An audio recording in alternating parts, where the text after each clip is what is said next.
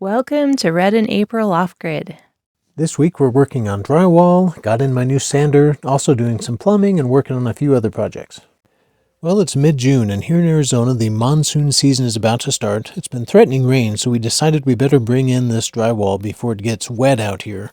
We've worked our way down pretty good. We ordered in 104 pieces in the original order, which came on 2 pallets, and we're down to about the last 30 pieces here, which probably won't be enough to finish, but we'll use up what we have here before we get the remainder, kind of get a good close count, and then get the rest and probably one more trip by ourselves. So we're bringing in the last 30 pieces here. So far, we've finished the guest side of the house, including the bedroom and bathroom, the pantry. We've got the living room ceiling done and the kitchen. And this all went pretty well until this last little stumble here almost wiped out, bringing in the last piece. This last piece was the piece on the bottom, and it was in a little bit rough shape. I ended up having to set it aside, and maybe I can find somewhere to use it later. I do try to use as much as I can from the lumber store. Even if it's damaged, I'll put it aside and try to find a place to use it later, because I just hate to return it because I know it's just going to go in the trash. So if I can possibly use it here, I will. I'm having to work on this stack in a stacked orientation, instead of being leaned up against the sidewall, which I prefer. But since this is already here, it's in the middle of the floor and taking up a lot of space, I really don't have anywhere good to lean it up against the wall and work off of a leaning stack. So I'm making do with this center stack here. Here you can see I've set some smaller pieces to the side, which I always go through and look through to see if I can use any of the smaller pieces before I cut a full piece. I'm working on the south-facing side of the living room wall here. This is a high wall, it's 10 foot tall, and it faces the south, and I was really dreading it because of these windows and doors. In the past, I would have just started on one side and started going over and been trying to cut out around the windows, in each piece and keep a flow of pieces as I went across the wall. But this time I tried just filling in the spaces in between the windows and then filling in the gaps below the window and above the window, and I really liked it. That went really well, seemed really easy and effective, and I don't feel like I have any more seams than I would have otherwise. Really worked out good. I really love these windows. You can see that they're letting in a ton of natural light during the day, really not going to need interior lights on during the day in here, but they're not letting in direct sunlight. So the sunlight is not directly coming in because of that big overhang. So they're not bringing in heat. They're just letting the natural light in. So I really love the orientation of these windows and how that's all working out. So far, so good. I think this passive thermal thing's really going to work out. Getting close to being done with this living room area. All I need to do is finish up that south wall, then move on to the wall between the master living area and the living room. And there you can see it's done. Didn't get a lot of video of that, but that finished up really quick, and I'm already moving on to mudding the living room. Well, I've been working on this drywall and mudding. April is still working on the insulation. She's been working on it off and on. It's a little hard on her neck to be working above head like this and just looking up all day. It actually really makes your neck sore after a day or two of this. But she's been working on this hard and staying ahead of me so that I can come in behind her and do the drywall. This drywall is a long process, and it's been hard on us physically. April's neck bothers her when working above head so long, and then my shoulder's really been getting aggravated. I'm left-handed, and my left shoulder is starting to cause me a lot of pain. So during the ceiling here that you can see I'm about done with, I decided to switch to my right hand to see if that would help, and it was really quite the experience. Basically, using my right hand, I had to totally relearn how to do it. It was really hard to keep using my right hand. I wanted to switch to my left all the time. In fact, sometimes I would just look down and find the trowel in my left hand and not remember how it got there. So anyway, that was kind of a fun experience. We decided to take a break from drywall until I get the new power sander in, so I've moved on to another project here. Here I want to anchor down this little garden shed / propane shed to the pads that I poured and set it on. I don't want it getting blown over. We get some high winds here, and it definitely would be in danger of being blown off here. So I wanted to anchor it to the pad, so I drilled some holes, and I'm using anchor bolts to attach it. And then here I'm working on just a little piece of wood to cover up some of the holes that I had previously drilled in the floor for plumbing to go through. So I'm just covering these up so bugs and insects don't come through. And once I get that done, I'll work on adding some ventilation to the room. I want the propane to be able to get out, and so I want good airflow coming through here. So we're going to have propane bottles stored in here, and if there's a leak, I want to make sure that propane has a way to escape. And so there's going to be ventilation below that I just put on, and there's already ventilation above.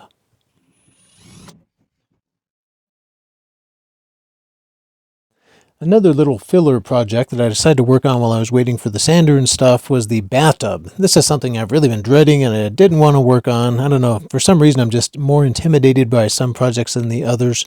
But we did a test fit and we realized that the bathtub drain was too far in for the opening that I'd created. I hadn't created a big enough rough opening in the foundation, so I had to create a bigger opening. The easiest way I could think of to create the necessary V-shaped notch in there was to use the hammer drill and drill a bunch of holes close together and just try to knock that out. I tried it with the hammer first, and that didn't work so well. Then I put a masonry blade in my saw. That wasn't working well either. Anyway, I ended up going back in with the hammer drill and drilling some diagonal holes through the previous holes, and that worked out well. Finally, the notch came out, and I had the required space to get the drain in. Just cleared that out of the way, and the drain is pretty much ready for the next step. Well, I needed some more parts before I could move on with the drain, so I decided to start on the bathroom tub faucet. Right here I'm installing the core part of the faucet. First thing I had to do was install some boards to attach it to, so I've already done that, and I'm actually mounting the faucet to those boards. I did that using the plumber's tape and just screwing that in, and I'm working on getting it level here, just trying to make sure it's positioned correctly and that it's really well attached, because I'm going to be coming back on and attaching some metal pipe. And in fact, that's what I'm doing here. I'm using 1/2-inch galvanized pipe to run the faucet drain down and then also to go up to the shower head. I've worked on these before, but I've never installed one from scratch, and so this was an intimidating part of this process for me. This whole tub is intimidating, but since I've never done one of these, I'm kind of having to figure it out as I go, and I'm definitely struggling a little bit. Anyway, I decided it would be good to add some bracing to that metal pipe that I just added, so that when I tighten things down and am tweaking on things, I don't strain the brass part of the core part of the faucet. So anyway, I'm adding some boards back behind and then attaching the 1/2-inch metal pipe that I just added with plumber's tape to that board so that it's all braced by itself and everything will be really well secured. Here's a little better shot of the plumbing as it comes up through that foundation. You can see the black line is the drain line and those other two are water lines. Also have a shot of the shower head line that comes up, and there's a hole in the drywall there for it to come through. And here's a quick shot of what I ended up with. I ended up taping the handles to keep from getting paint and stuff on them. Today is June 15th. It's about 5 o'clock in the afternoon. It's 100 degrees exactly. We got down to 55 last night, so it really cools off in the evening, which is really nice. 10% humidity, so very dry. We have one more day that's supposed to be really hot tomorrow, and then Friday and Saturday, the monsoons are beginning. So that should really cool things off and make things a little more humid.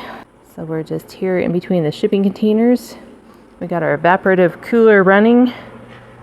It's super nice. It's just a portable unit. It uses about a gallon of water an hour. So it holds 5 gallons. But it's really nice. It really cools things down. Because it puts so much water out, we do have to keep the front door and the back door open. So if you have enough water, I would highly recommend. They probably make some smaller units maybe that don't use quite so much water, but this was just the cheapest one they had for a reasonable price, so that's working out really well, especially with it being so dry. It really cools things off. And if y'all were following us last year, I'm doing the foam on the windows. As the sun is coming through here, it gets really hot, so nice to have some kind of block for our living room there. Fortunately, this shade roof gives us a lot of shade during most of the day in the afternoon. And I'm going to show you this gourd, which is what a viewer said it is. I wasn't sure what it was. So this is a gourd. It's doing very well. It's going all the way almost to the top. I've been using clothespins to kind of train it to go where I want it to. So looks like that should offer some shade. And the English ivy is doing okay, so maybe it'll perk up during the monsoon season. So we'll see how that does. And I thought I'd show y'all this firethorn. Looks like the new growth that's starting to come out is looking better, so hoping it will pull through. It's supposed to do okay in our zone, and our type of soil should be good. Red's been working inside all day. He's been working on the bathtub, and I think he was going to start working on the drywall in the closet. We're going to go down there and see how Red's doing.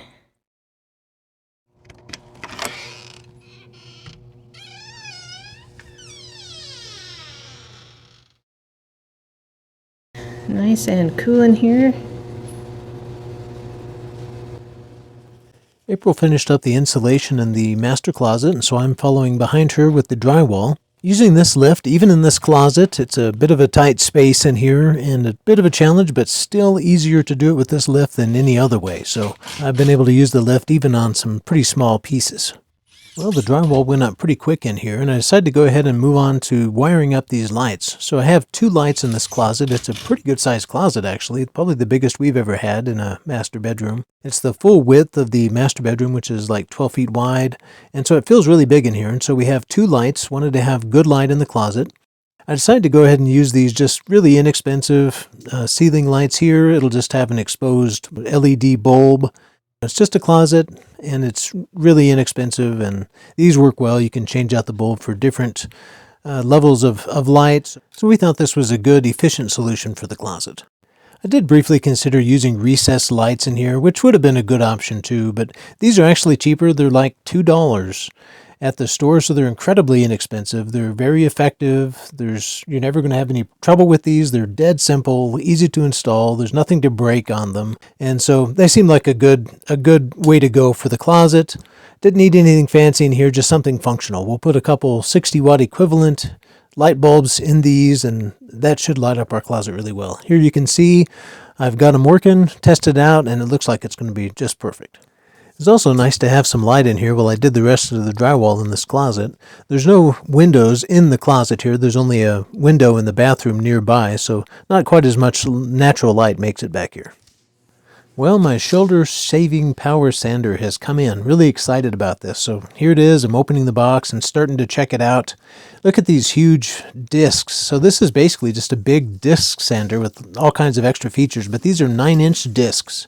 So it covers a big space, and you can, with one pass, cover a whole seam of drywall. At least that's, I guess, the idea why they make them so big. There were lots of different options to choose from online, and the main 2 categories that I considered was the handheld, which is what I ended up purchasing here. You can see it's made to be held right up by the head of the sander. The other option is the kind that comes on a pole, where you actually use both hands with about a 4 or 5 foot pole, and you're using it away from you. The reason I decided to go with this hand sander is I've always found that when I'm doing drywall, I need my face up pretty close to be able to see very well. When you're working on drywall, at least for me, it looks like just a sea of white, and to be able to see the detail, the fine nuance, I need to be up pretty close to be able to see it. If I'm, several feet away, it all just looks white, and I can't see the definition I need to feel like I'm doing a good job. So I wanted to be up close to the work, and so I decided to get one that I'm holding close by. Also, I had tried using just a manual hand sander with an 4-foot extension, and I didn't like that well at all. I couldn't see what I was doing, and I found the pole to be more in the way. So I found it easier just to climb a ladder and get up close to the work. So that's why I decided to go with this model. There were lots of different models to choose from, and they all had various ratings, lots of different price ranges. I decided to go with one that was rated pretty good, and it was actually one of the cheapest ones that I could possibly find. So this unit was $60. And that includes the shipping. So I can't believe it. $60 for this piece of equipment. And as I'm using this, it's an amazing tool here. So check it out. It has a built-in vacuum that has a vacuum hose and a bag that I've got tucked under my arm there. It has light. I love this LED light. I didn't even realize it had that until I turned it on, but it lights up the work surface so I can see better. I love that feature. The vacuum seems to work great, by the way, and it has different settings that you can adjust the airflow to basically control how much suction it has. It'll create so much suction that it almost holds itself onto the wall. And so you can adjust that, and it seems to have really good dust control. So far, it seems like a really cool tool. Before I really get going with the sander, we decided to go ahead and cover up these concrete walls. We want to leave them natural and we don't want them getting full of drywall dust. And even though this thing doesn't seem to produce an incredible amount of dust, it does create some, and it gets everywhere. So we're taking the time here to cover up the concrete walls in order to preserve that natural look. Here we're using just some extra house wrap that we had around to cover this up with, and we're able to just staple that into that wooden frame that we left exposed around the concrete portion of the wall. Then I came back in later and put some tape along the top in order to keep as much of that dust out as possible. And I'm ready to get back to using this new power sander. I'm really loving this thing. This is a really incredible tool. It's got that big 9-inch disc and different grits. It came with a selection of grits, and I think I started off with like 120 grit on here, and it is really taking off the material quickly. I can tell this is really going to go fast. Night and day difference between hand sanding and this. In fact, it takes it off so fast that I had to be really careful. There were several times that I left it on just a little bit too long and started to go through the paper and had to pull it away. It will go through the paper if you leave it on too long. You really got to keep it moving. But so far I'm loving this thing. It's just taking it off, and it's so much easier than trying to use a hand sander on this. Well, mid-June is usually our hottest time of year here, and today ended up being one of our hottest days. It's 104 degrees in the shade, which is really about as hot as we get here. We decided to make a quick trip to the dump to get rid of some of the construction material and household trash that we've accumulated. Didn't want to get wet in the coming monsoons. We've actually been able to manage the trash, the waste from this construction build by monthly trips to the dump in the back of our excursion vehicle, so we're doing pretty decent so far, I think, at minimizing waste.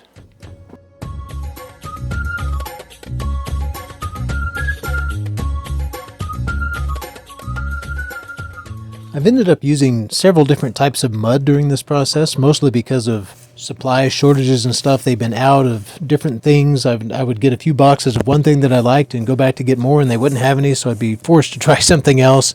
Anyway, I've learned a little bit about the different types of mud, and the ultra lightweight stuff here that I'm using is probably the best I've found so far. I really like the lightweight stuff. It's just easier to work, easier to manage. It's really smooth, and it's just easier to apply. It's kind of softer.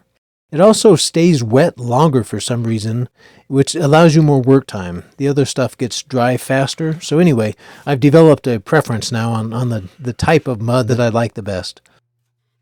We've also learned it's really important to check the date on the box. The date should be on the box somewhere, and it's important to check because you don't want the mud to be too old. We've got some that was a year old and it was way too dry to use, so now I look for stuff that's just maybe a couple months old.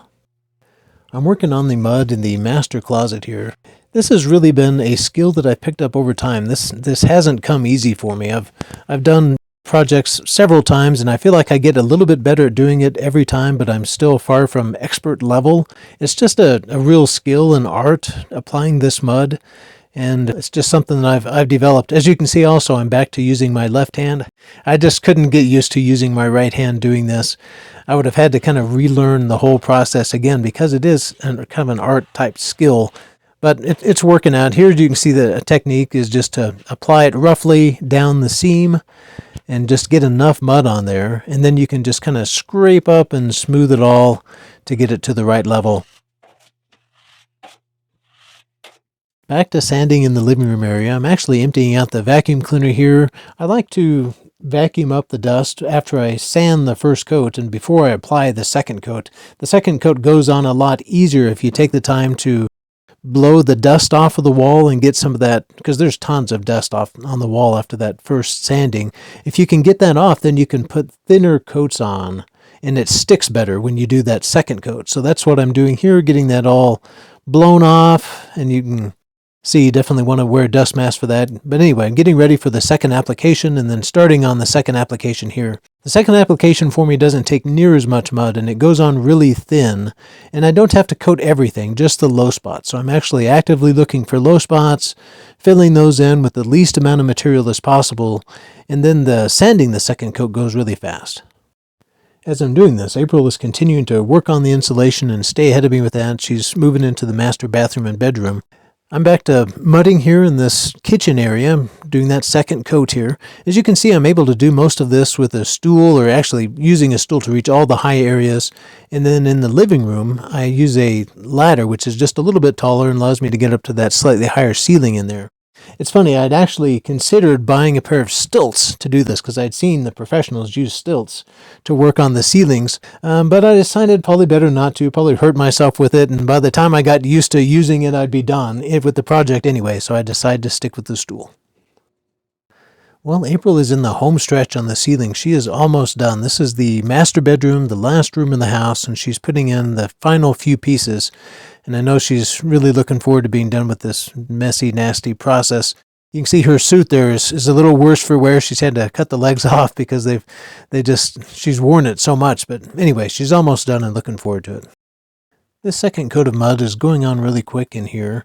In fact, this whole room has gone really fast. This whole great room, open space that we have here has just moved along really quick since it's such a simple space. There's not a lot of detail work, just kind of wide open spaces and expanses. And it's gone faster than the bedroom and bathroom, to be sure.